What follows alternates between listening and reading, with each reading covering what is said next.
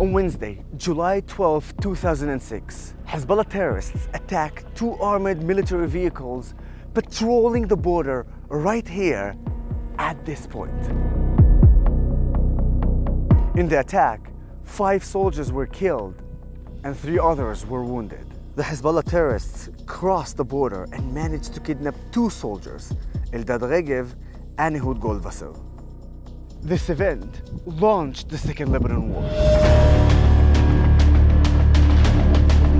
At that time, I was serving as a fighter and a commander in Golani. About 3 months before my release from the IDF, together with my fellow soldiers, we were sent into Lebanon.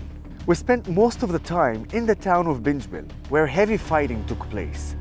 And while we succeeded in dealing Hezbollah a massive blow, many IDF soldiers also fell.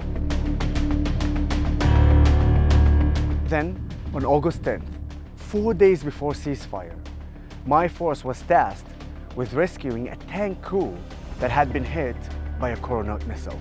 We carried out the mission successfully, but we were delayed because of the wait for the rescue helicopter.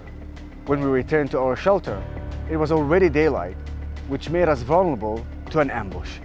Before I knew it, a Coronet missile was fired at me and hit a nearby wall.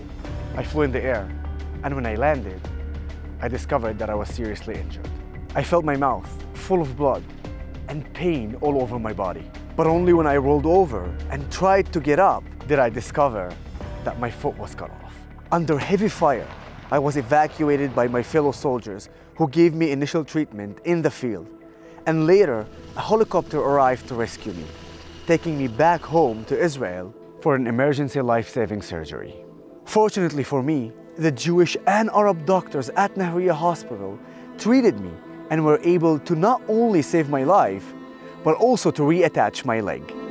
This is a prime example of how Arabs and Jews are not simply tolerating each other in Israel in coexistence, but are actively working in partnership on a daily basis, especially in the efforts to save lives.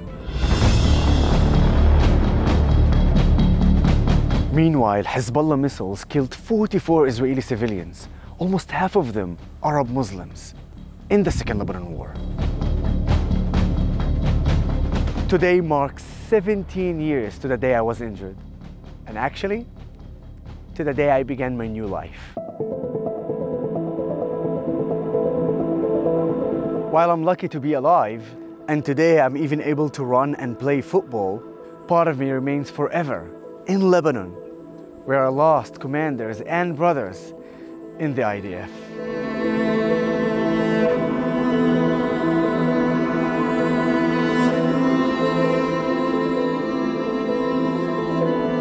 Today, Israel faces constant threats from terrorism that doesn't differentiate between Arabs and Jews in Israel, from Iran to Hezbollah to Hamas to the Palestinian Authority.